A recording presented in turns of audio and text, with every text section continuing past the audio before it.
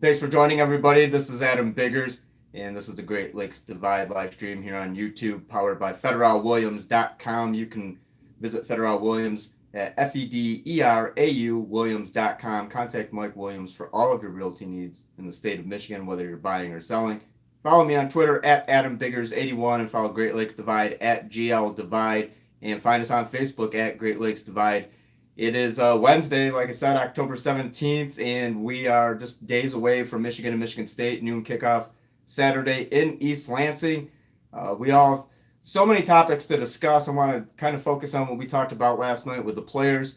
So if you haven't already, like all those videos, subscribe to my YouTube channel. I have post-game content from Spartan Stadium with my co-partner, Ryan Schuling, co-creator of Great Lakes Divide. We did a podcast earlier today, talk about Michigan, all sorts of topics. Mark D'Antonio's lack of fear when it comes to the trick plays. I've been grilling Michigan guys about it. I want to say grilling, but I've been asking the similar question about trick plays to players at Michigan. I just wrote about that. So before we get into the chat and the topics for the day, I want to go ahead and tweet the live links, so that way others can join. What I'd like to call, I think, like I said the other day, we have something pretty good going here, and I do believe this is the most interactive live stream on YouTube for any team, probably, but most certainly for Michigan football. I don't think there's another live stream that, kind of does what we do. So thanks to everybody for watching again. And if you like what you see, don't be afraid. You want to get your comment highlighted, contribute to the super chat. It could be 99 cents. You could be Chris Hawk and drop a 20. Whatever you feel comfortable with helps. I appreciate it. Like I said, we were going to go to the subscription route, but on YouTube it was kind of hard to do that logistically. So I think the super chat kind of does that and does it better. So give me 1 second here. We'll tweet the.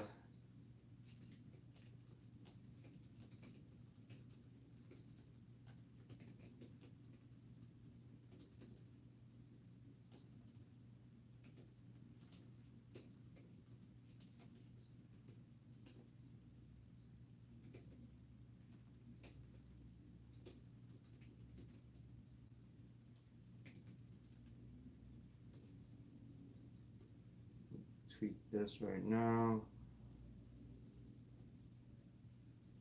And we'll get in the chat. Balance 440 says, hey, peace, Adam. Hey, Balance, any update on Gary? No update. Jim Harbaugh said that he doesn't know. He used the term, I don't know. I think that's what he said exactly in terms of if Rashawn Gary is going to come back. And I'll say this, the longer that Michigan goes without providing a definitive update, the more the speculation is going to mount. And look, we've already seen Nick Bosa, right, due to an injury. Now he's withdrawing and going to the NFL draft. And I mean, I'm not saying that's the case with Rashawn Gary, but ultimately that's going to get connected. And I think the longer this goes on without Michigan giving a return date for Rashawn, then, there's going to be a lot of speculation. Now, in terms of a return date for another important player, Shea Patterson basically said last night, it sounds like Tarik Black might be back for Michigan State. And I know that was a rumor floating around. I said that would be best case scenario. I'd be surprised, again, if we saw him before November, maybe after the bye week and against Penn State. But I would be really surprised if we saw him Saturday against Michigan State. But Shea Patterson did say that was a possibility, or the week after. So, if I'm a Michigan fan, I'm not getting my hopes up on seeing Tarik Black against Michigan State, but he is coming back. He is returning. Nico Collins has said it last night as well. We talked to Nico. He said Tarik is coming back. So that much we know. In terms of a definite return date, still can't tell you for certain, but maybe Michigan State, but I doubt it. So Johnny Olden says you should do a collab with Johnny Olden. I don't know who Johnny Olden is. Alan Pickney says, how big is Bosa out for Michigan? Well, I mean, and guys, look, and I'll go back to the season predictions, right? When we were doing the season predictions, I said, barring any injury, I mean, crazy stuff, this Bosa stuff definitely, falls under that category. Injuries, that sort of thing. So, I mean, not only does it change the way I look at Michigan and Michigan State, because Michigan State's been banged up, the offensive line is definitely in pieces right now. They're trying to get it together, and then so that looks favorable for Michigan, and we could talk about that a little bit. We'll go full on preview on Friday. But in terms of Ohio State, I mean, yeah, definitely a key player out of the mix. I mean, they're still going to have Haskins, they're still going to have Weber and Dobbins. I mean, Ohio State's still a good team, and just like, I mean, look at it right now. I mean, if Rashawn Gary, how is Michigan? I get asked a lot, like, what's the impact of Rashawn Gary not playing? Well, I'm not saying that Rashawn doesn't have an impact, but I'm not saying that there's a huge negative. There's not a noticeable drop off, is there? I mean, Aiden Hutchinson's played well. Josh Uche's played very well in the absence of Rashawn Gary. I mean, yeah, Michigan would like to have Rashawn Gary out there, but does that mean that the defensive line's going to fall apart? No. So I look at it kind of the same way with Nick Bosa. Yeah, it changes things a little bit, but yeah, kind of teeters in Michigan's direction a little, but still, I mean, um, until we see more out of Michigan, I'm not changing my prediction on Michigan, Ohio State. I've already told you guys this week that I do like Michigan over Michigan State. We'll get into score predictions, player of the game predictions Friday, presented by Mr. Spots, and that's at 808 State Street in Ann Arbor, Mr. Spots, AnnArbor.com. And thanks to Tim and Keith down there for the support. So we'll get into your score predictions. So save all that stuff for Friday. Player of the game, you could get as detailed as you want. Cron Higdon's going to pick up, this many yards, and it's going to be a critical late third down drive where he has 3 consecutive carries, and blah blah blah leads to score. I don't know. I mean, if you want to get that specific, go right ahead. So, Chad Goss, what up, Big? Hey, Chad, thanks for joining. Johnny Olden says check out his YouTube. You are Johnny Olden. You should do a collab with Johnny Olden. Why are you speaking in third person? Check out his YouTube page and find out who he is. I'll try to check it out, but I'm pretty busy. We're doing a bunch. Ryan and I are doing a bunch of stuff this week. So a lot of podcasts, a lot of live streams. Like I said, we'll do a live stream from, post game from Spartan Stadium. If I have to have Ryan hold for my part and I'll hold for his part.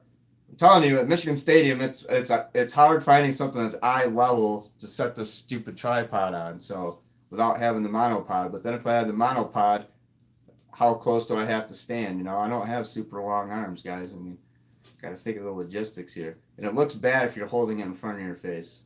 So anyway, we'll figure it out. I think we did all right at Notre Dame. That one turned out pretty well. So this will be the second time Ryan and I will cover a game together. He and I covered Michigan versus Notre Dame. Alan Pitney says, will Cron hit over 100 yards against little brother? Alan, I mean, Michigan State's got the best rush defense in the country, right? And let me look up exactly. I want to say it's like less than 40 yards per game. I mean, it's something that's really. But Karan, all but one game that he's played. Michigan's played 7 games. Karan's played in 6 of them, and in 5, he's rushed for more than 100 yards. Michigan State's averaging 62.3 yards per game, giving up 2.34 yards per rush, and only 5 opponent rushing touchdowns. So over under probability, I guess, for Karan getting 100. I don't know if he doesn't get 100. I mean, Karan's going to get his in some shape or form. I do believe that this is going to be another game that the ground attack matters. So I mean, I'm not going to say he's going to get 100, but 90, 85. He'll be serviceable. This is a really good rush defense, though, from Michigan State. So that's the one thing that I'm kind of looking at. Just like with Jonathan Taylor, I knew Michigan's D-line and linebacking core, I knew Taylor wasn't going to go nuts, but Taylor was going to get his. So he was rushing for 140 per game. I said he'd still hit 100, and he did barely 101. So, I mean, that was kind of in the neighborhood. I figured he'd get a shade more than 100 yards. Karan, I don't know if he's going to get 100, but he'll get close. Just because that's what he does. Michigan's offensive line's been pretty good too. Michigan's offensive line's improved a lot. I've said this time and time again. If you don't have the Wolverines O-line as the MVP against Wisconsin, then you did not watch that game. Chad Gall said it'll be hard to do, so he doesn't think so. Yeah, like I said, guys, he might sniff 100, but I mean against Michigan State's rush defense, it's only giving up 62 yards per game. So, I mean, it's going to be difficult. Between all backs, Michigan will get 100.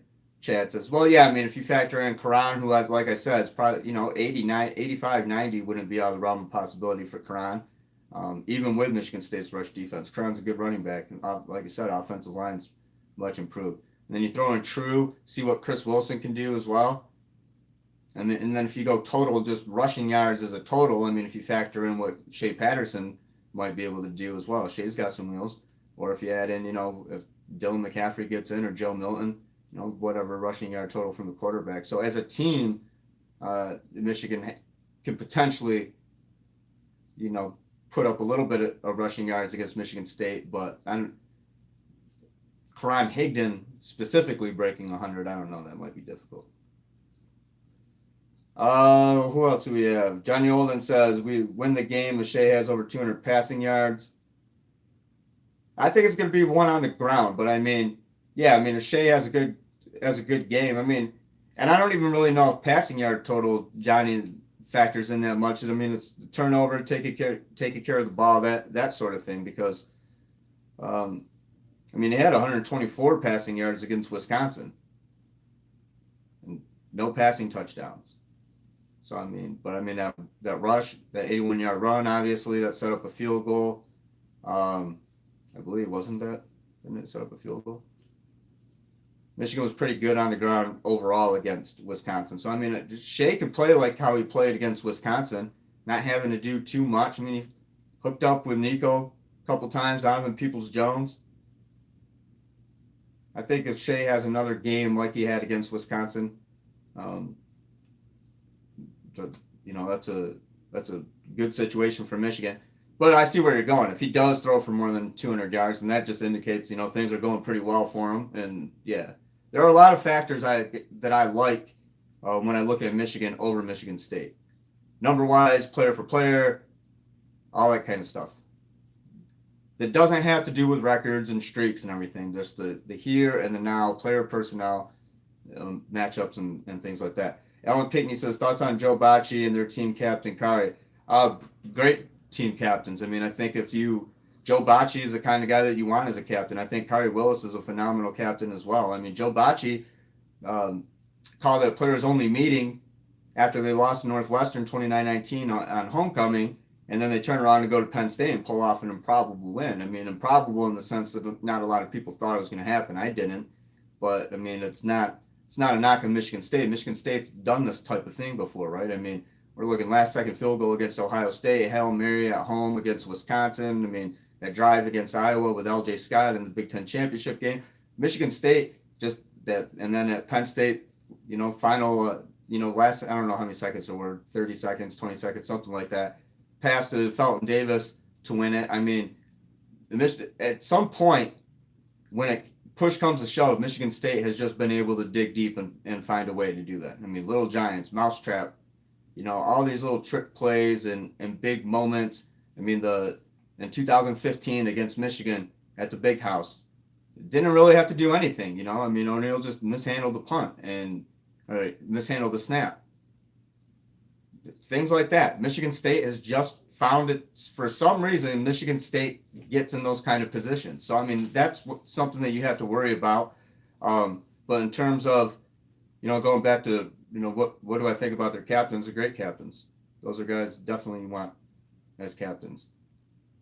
Sherwoody14 says, do you think Harbaugh takes MSU rush D ranking as a challenge to run more or throw more in the first 3 or so possessions?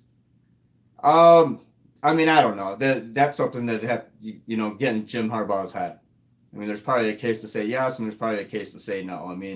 I could tell you this: the players didn't really seem too concerned. I brought up, to Nico Collins, Michigan State's passing numbers and giving up, like 30, 40, and 70-yard passing touchdowns. I outlined it in this article why I think Nick Eubanks, because Nick Eubanks, you could argue for Nico Collins, but Nick Eubanks is a 20-yard plus specialist. So let me drop this in here. You can look at these numbers, and I brought them up, like I said, to Nico last night. They're not even really aware of it. Lawrence Thomas, or Lawrence Marshall rather, wasn't even aware that Michigan State's offensive line had gone through, some injuries and some changes at the tackle positions. And so,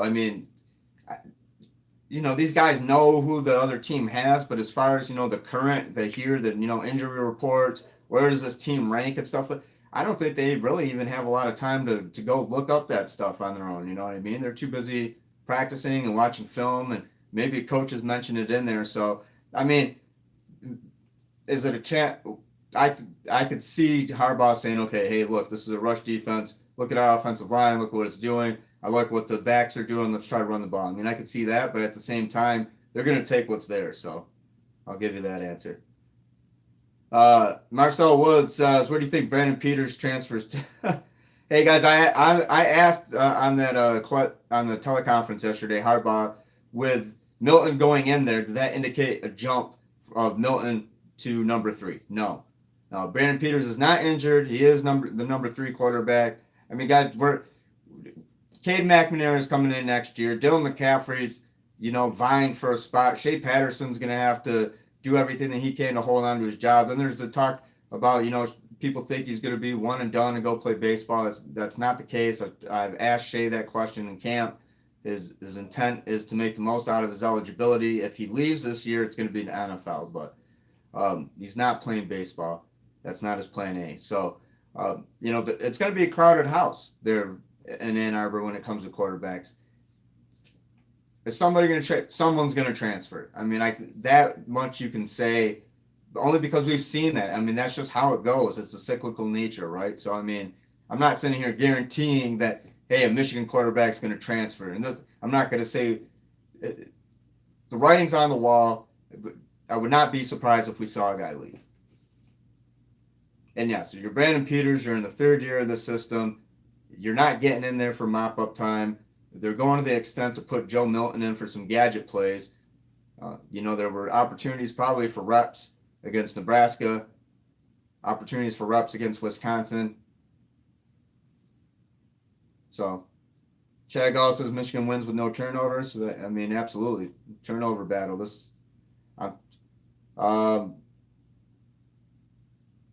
Wes Weber Jr. is in here. Says, go blue. Hey, Wes, thanks for joining. Ben Peterson says, hey, everyone, if Michigan can't run the ball, how can they win the game? Or are we thinking a 12-10 state win?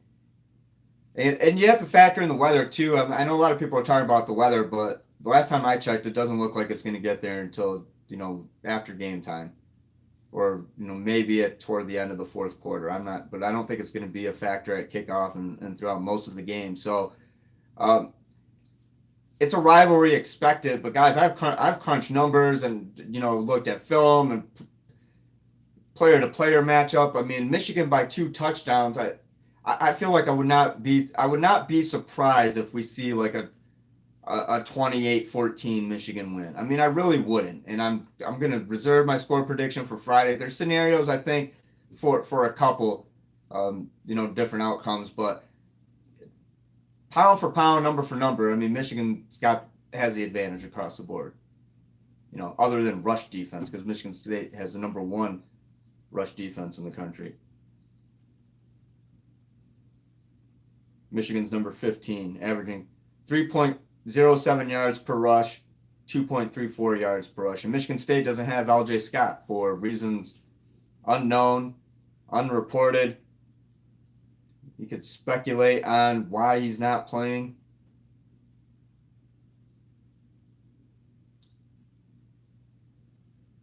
Any questions, guys? Again, follow me on Twitter at AdamBiggers81. Follow Great Lakes Divide at GL Divide, and you can find us on Facebook at Great Lakes Divide. We'll have, like I said, a podcast on the way today. We'll have a preview podcast on Friday. Not a repeat, and we never repeat the stuff that we talk about. The live stream stuff, the podcast stuff, the podcast stuff. So gives you guys incentives to watch both. Watch and listen to both.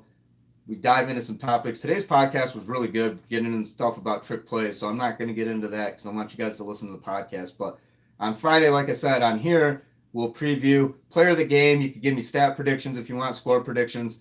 And then on the live stream, or the podcast rather, getting crossed up here, the podcast preview, Ryan and I are going to really get into it, crunch numbers, look at trends and tendencies and all that kind of stuff. And I'm sure we'll probably talk a little bit about it in here. A lot of you guys asked a lot of good questions. So Marcel Wood says if Shea has big games against Michigan State, Penn State, Ohio State, you think he will get some Heisman consideration? I mean, I would imagine, yes. Darkman1212 says Michigan receivers will be very important Saturday. Ben Peterson says the buzz I am hearing is so confused, Adam. I think the reality here is that nobody has an idea of what's going to happen outside the locker room, and that's true too, guys. I mean, we can talk about, bring up all these good points. You know what I mean? I like. For example, like I'll pat myself on the back with the Nick Eubanks thing. I mean, Michigan State's given up some big pass plays, some big touchdown plays. Nick Eubanks, I mean, he's only had 4 catches this year. 3 of the 4 were for 20 or more yards. He had 2 30-yard catches during his debut against Florida. Then he got injured. He didn't play the rest of the year. So, I mean, there are all kinds of things that we could point to and say, well, Michigan won't be able to run the ball, and the team that runs the ball best in this rivalry is the one that wins. And cite all these numbers. We can paralysis by analysis, right? We could crunch every single number. The fact of the matter is that we love discussing it. There are so many good points to bring up, but the fact of the matter is, and you hit it on the head, Ben, nobody but the guys in those locker rooms know, right?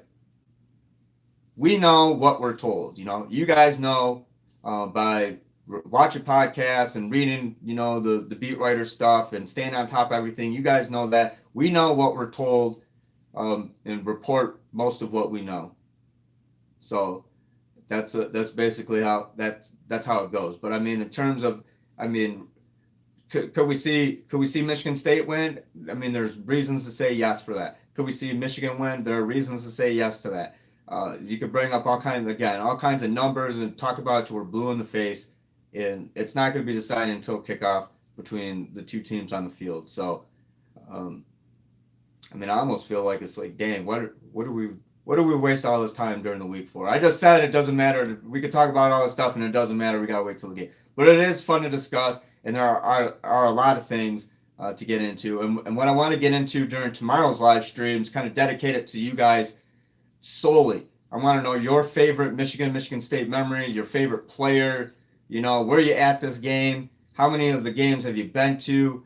What you remember, you know, watching it as a kid, you know, that sort of stuff. So we're gonna save all of that for tomorrow. You guys will be in full command of the live stream, and I'm just gonna sit here and I'll chime in from time to time. But basically, it's like I want to hear your side of this. Your side of this. So Balance 440 says, Adam, will Michigan wear different jerseys? Not that I heard of. No. Canfield Racing says Michigan wins 35-7, go blue. Cam Ogletree says, how much of a problem is Felton Davis going to be for the corner? A big problem. Felton Davis is a first-round NFL talent at wide receiver.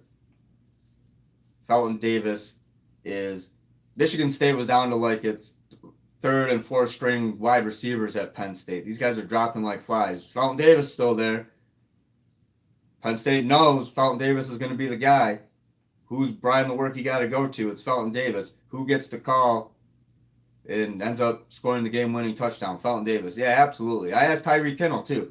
You know, you guys, you know, are Felton Davis. You guys know about him, but I forgot exactly how I asked. All the videos are on my YouTube. It says they don't focus on one guy. They got to, you know, they're going to play their game, you know, stick to the game plan, all that stuff. And, okay, I mean, I can respect that. And, you know, Tyree's been through this rivalry. He's a 5th-year senior, very experienced. He knows all the right things to say and how to handle it. And I mean, do I believe him? No. No, they're looking at Felton Davis. I could guarantee that. And Felton's a problem. Absolutely. Darkman1212 says DPJ and Nico Collins are going to have big games. Guys, if I skip your comment, please. Just resubmit it. I try to get through all of them if I can. Chad Gall says Michigan stops Felton Davis. Michigan stops Felton Davis. Michigan wins. Canfield Racing says Michigan wins if they rush for more than 100 yards. Eric Gross says, I expect Michigan to play a high level Saturday. I think this team will be determined to not let what happened last year happen Saturday. Absolutely. Tatunda Zinyemba says, I think Harbaugh flat out coaches D'Antonio.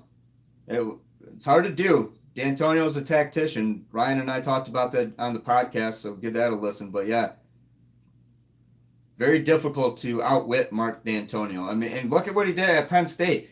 He pulled into his bag of tricks 3 times in one game. That says confidence. And look, and Ryan, I'm basically relaying what Ryan said because Ryan put it really well. It's like, okay, the ship's sinking or whatever, your season's on the line.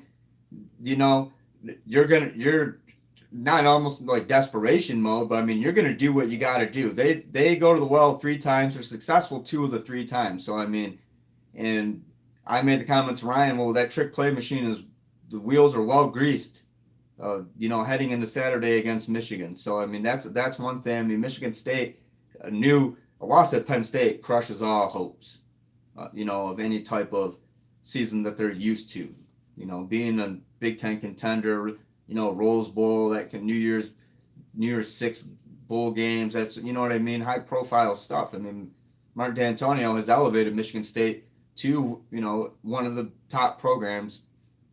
When you talk about the 10 most consistent programs in college football over the past decade, I mean, Michigan State's right there in there. And so, yeah, the trick play stuff, all of that. I mean, again, like I said, we could talk about all the analysis and Harbaugh, like your comments, do you think Harbaugh's going to just flat out coach Mark D'Antonio? And that's an opinion, but I'm letting you know that's difficult to do.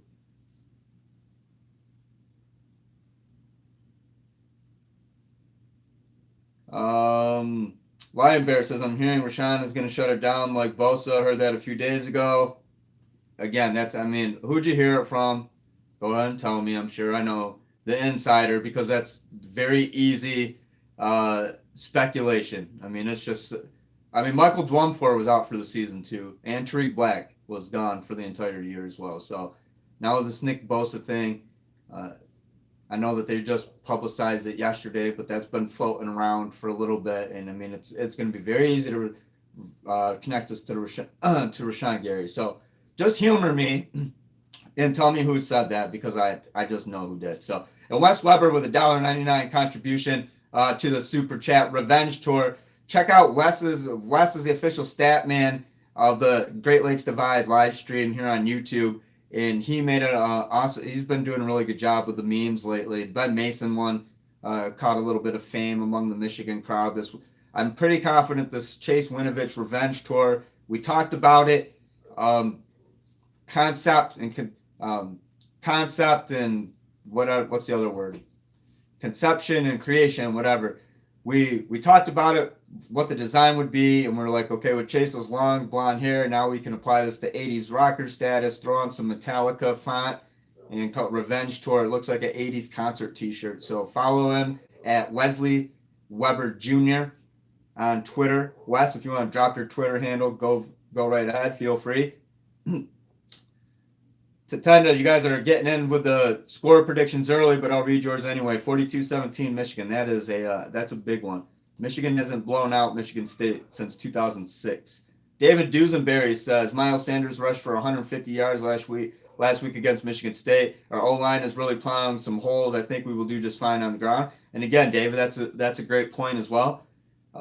Like I said, we can look at all these numbers and counter, and then you can find a loophole, or a way to kind of poke at that. Okay, yeah, Michigan State allows 62.3 yards per game, but a really good running back went from 150. So yeah, I mean, absolutely. There's arguments, debates, points of logic on both sides.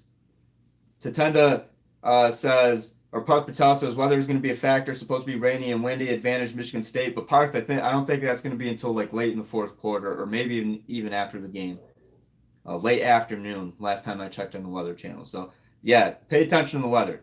That was a factor last year. Tatenda also adds, Felton Davis isn't a first-rounder. Have you seen Jerry Jeudy, Ole Miss wide receivers? Those are first-rounders. I think Felton's a first-round talent. Tatenda, I do. Canfield Racing says, Parth, what's good? Camden Ogletree says, any updates on Gary? No, Camden. Bruce McGraw says, what's up, Adam? Hey, Bruce, thanks for joining. Bruce McGraw also says, what do you think it is with Northwestern being able to pull off 3 straight wins against...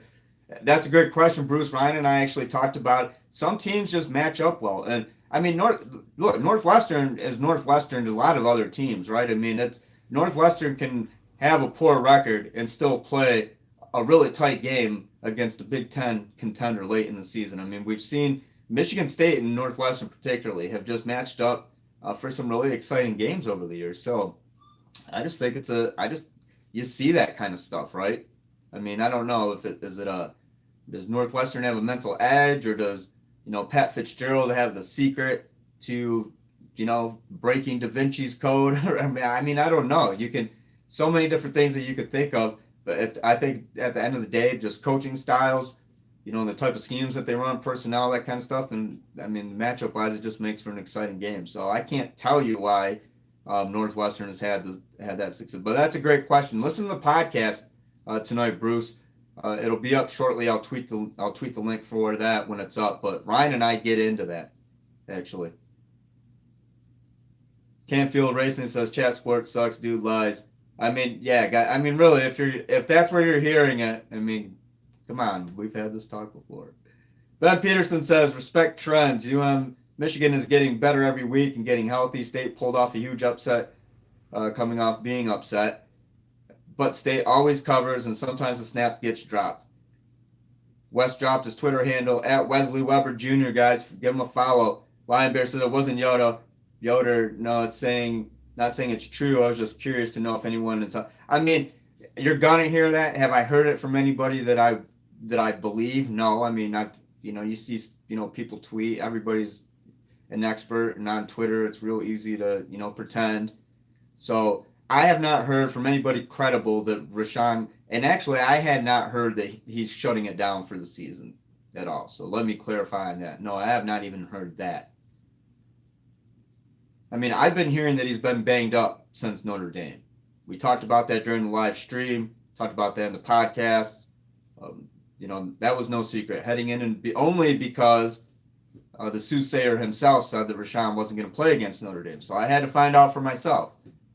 And it is an AC thing. It's right shoulder issue. Harbaugh's confirmed that. I mean, then if you want to go ahead and kind of build off what we already know, I mean, it's very easy, right, to build, if you don't want to jump directly into the lake, you can build a little dock, right, to get into there.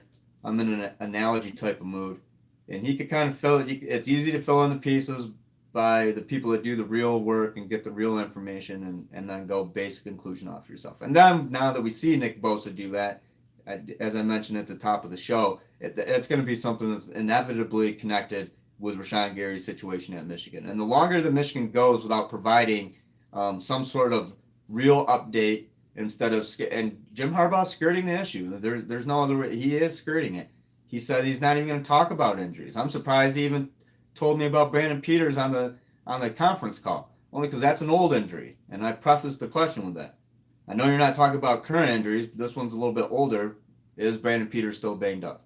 Is it still a right leg thing? The answer is no. But anything about Rashawn Gary, we're not going to get. Just not right now. Chad Gull said, drive it like it's hot, Wes. Bruce McGaw says, I think Northwestern has that mental edge the same way Michigan has over. And again, that's a fair point. Guys, like I said, we've come up with, between myself and you guys, we've come up with 40 different reasons, right? Probably 20 for each school. Why Michigan can win this game. Why Michigan State can win this game.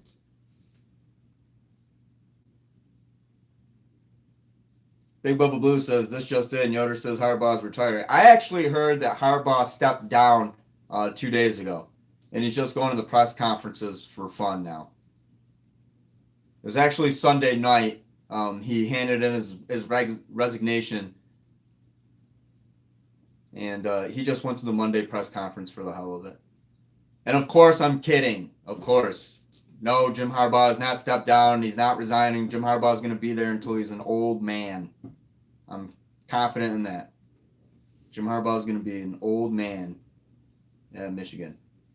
Ricardo Douglas says, question, does a Michigan loss take motivation away from strong season finish, particularly against Ohio State? No, I don't think it takes motivation. Then these guys know, especially the fifth-year guys, the guys who this might be their last season in Ann Arbor, then they're going out knowing, like, hey, we did not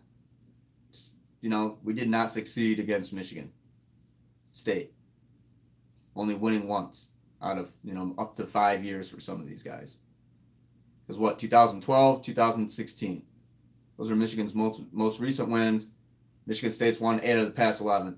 So if they lose to Michigan State and then they're like, oh man, look at that, like at least get Ohio State. That becomes the biggest game of some of these guys' careers, right? Because I mean, is the bowl game going to matter? No, it's not going to be a playoff game, most likely.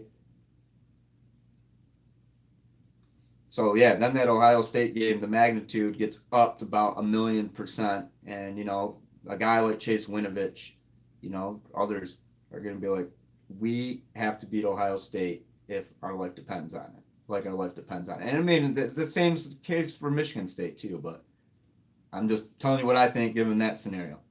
Oh, let's see. Cam Ogletree says, I heard Rico Beard saying that Michigan needs to get off to a hot start to solidify a chance of winning. What do you think? I mean, yeah, I can agree with that. And you got Rico Beard dropping the hot comments earlier this week about Devin Bush, calling him, and I quote, the most dirtiest player in college football. Said he was a walking 15-yard penalty. It's kind of it's a bit malicious, I think, as far as kind of puts a kid's question into character. I didn't really like the wording of that. But Rico Beard evidently does not respect the way that Devin Bush plays football. And like I said before, I like Rico. I've talked to him at Michigan State whenever I see him. He's been on my podcast before. Good dude. Poor choice of. He does not hide his fandom at all. So I mean, he's a Michigan State fan, of course.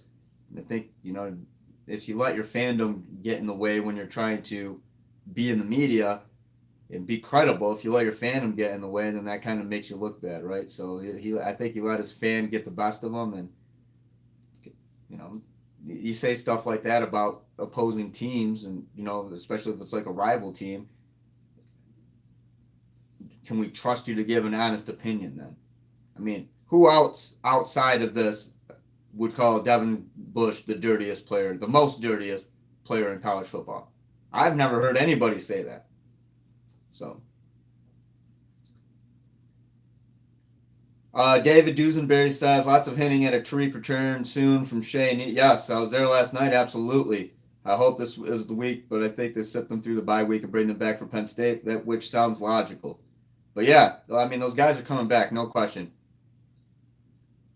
Sayu7 says, are we missing him, Rashawn Gary? Seriously. I mean, yeah, they're missing Rashawn, right? They want Rashawn to play. But, I mean, are they missing him?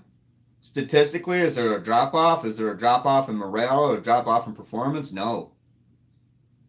If anything, these guys are amping it up, right? Josh Uche is playing at a level that we've never seen him play at. And I told you guys he was going to be defensive end. Yeah, he listed as linebacker, but he's pass rush specialist. So I mean, depending on the formation, he'd be an outside linebacker. He might play some defensive end. Now with Rashawn, he's versatile. He's versatile enough to do both. Now with Rashawn out, plugging in Uche in that position. We've seen Aiden Hutchinson. And again, Michael Dwumfor is back at the tackle position. Brian Monet's been playing a lot better at the 3-tech position. I mean, we've seen Donovan Jeter get in. Lawrence Marshall's gotten in there. I mean, there's some. Now with Dwumfor back, I'm confident, that we can.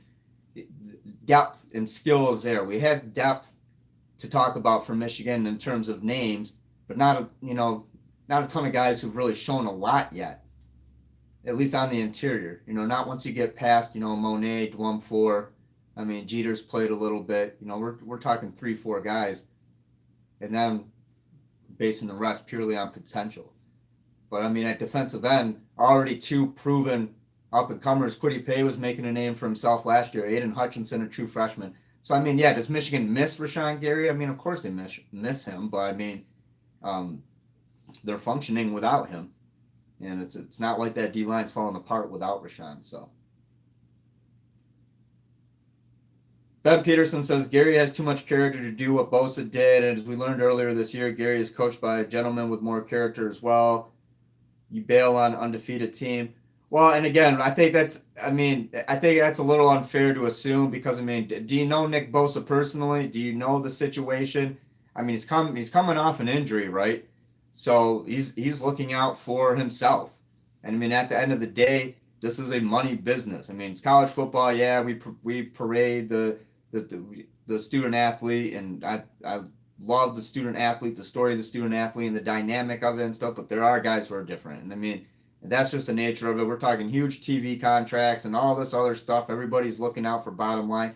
We're gonna blame Nick Bosa for looking out for bottom line and saying he doesn't have character? I mean, I don't think that is necessarily fair. I mean, if you're gonna jeopardize your entire future, I mean, you put yourself in Nick Bosa's shoes. So yeah, I don't think that that's really a fair assessment, because then you're suggesting that Nick Bosa doesn't have any character. And I mean, and watch. I mean, if Rashawn Gary does this thing, then what? I mean, does Rashawn have poor character? I don't think Rashawn has poor character. You got to look at it from their perspective. This is their life. You know, I think as fans and spectators and everything, there are expectations placed on these guys. And okay, oh look, that guy's, oh, that looks really bad. That guy's, you know, injury. He's not going to play the rest of the year because he's looking out for the NFL. I mean, if one more injury or re-aggravation or coming back before you're completely ready, I mean, there's several factors in that. So I mean, I think unless you know the personal story, it's a little unfair to suggest that he doesn't have character. The big brother says, "What's up, Biggers?" A lot of B in that. I didn't get the notification. We are going on 42 minutes. We've been on here for a minute. Where have you been? Lion Bear says, Shea spilled the beans and said Tarik is coming back. He did not say it. No, he didn't say that. Lion Bear, I was right there. I was this close to him. I had my phone in his face. Watch the video. He did not say that Tarik was definitely coming back. He said that he could be back against Michigan State. He did not say he's coming back. Chris Hawk coming in here with a $10 contribution to the super chat. I appreciate it, Chris. But yeah, no, do not. And that's another way that things get twisted and, you know, misinformation. And next thing you know, it's Tarik Black is coming back against Michigan State. No, that is not what Shea said. I'm the one who I did ask him a specific question about Tarik, but in response to my question is when he started talking about the return of Tarik. So take it from me. I was there. Angelica Campos said, hi, Adam. How much did I miss? Angelica, we're going on 43 minutes. If you have any questions, we're going to, like I said, tomorrow we want to talk about your guys' favorite Michigan State memories. So the show is dedicated to the viewers. Friday's score predictions and player of the game predictions as usual. Today I'm talking about player availability from last night. You know, the return of Tarik Black is a hot topic. It is not guaranteed. Shea did not say he's coming back Saturday. He did hint that it's possible that we see Tarik against Michigan State. That much is true. So, Big Bubba Blue says, I'd probably expect Tarik back for Penn State. I mean, that's, you know, give him a bye week. Like I said, if we saw him back from November, Michigan State was back before November, I would be surprised. Michigan State was going to be the best case scenario.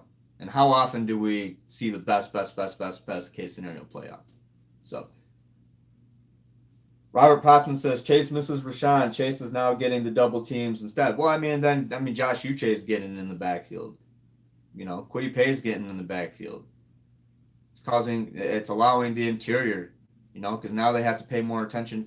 I mean, this is a really good defensive line. I mean, with or without Rashawn Gary. And I mean, if Rashawn Gary's not at 100%, I mean, again, I think that you have to take that into account too. So, I mean, I don't think there's not a drop off, guys. I mean, I don't know. I don't think that's what you're saying. Right?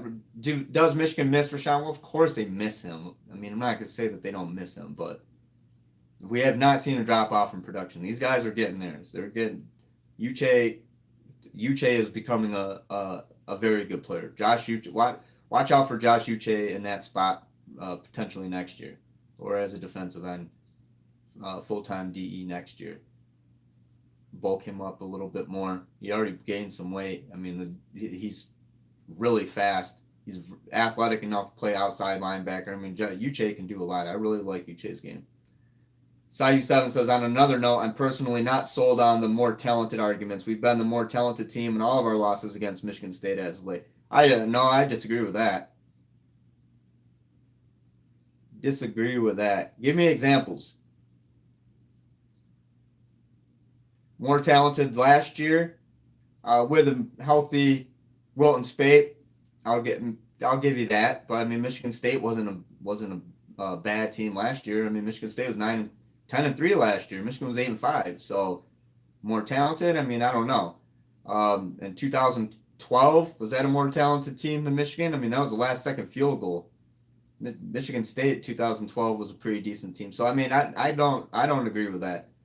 I don't agree with that. This year, I think it's clear that Michigan's the most talented team. Athletically, like I said, number for number, pound for pound, we're player position group to position group. We'll save that for Friday.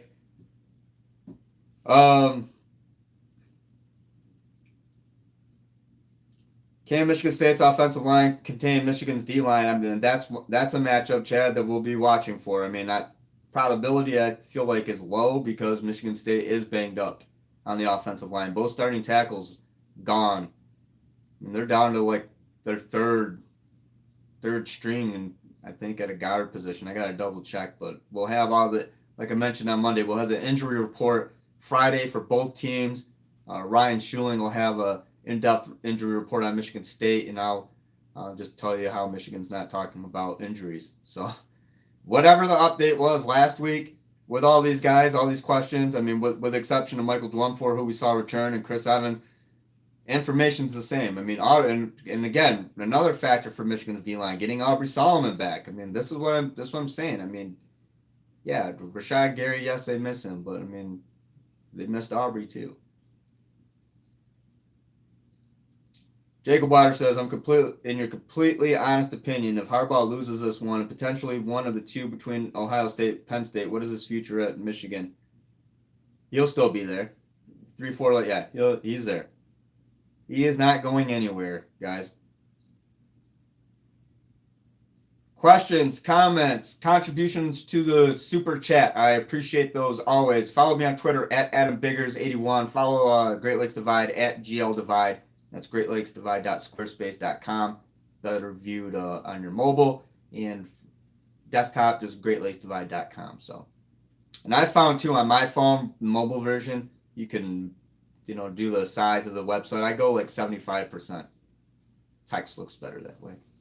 So it's up to your personal preference, but I'll take a couple last questions, final questions before I get out of here. Guys,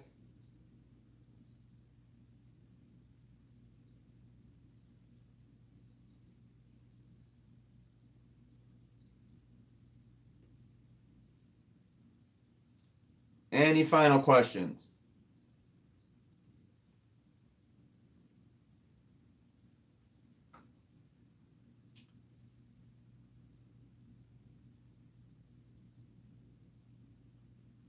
Angelica says, hi, how much did she miss? Yeah, we're getting ready to shut it down, unfortunately, guys. Tomorrow, looking for probably 11 o'clock a.m. Eastern Time. Friday, 11 a.m. Eastern Time. Saturday, post-game. As soon as the press conferences are over, Ryan and I will head to the field.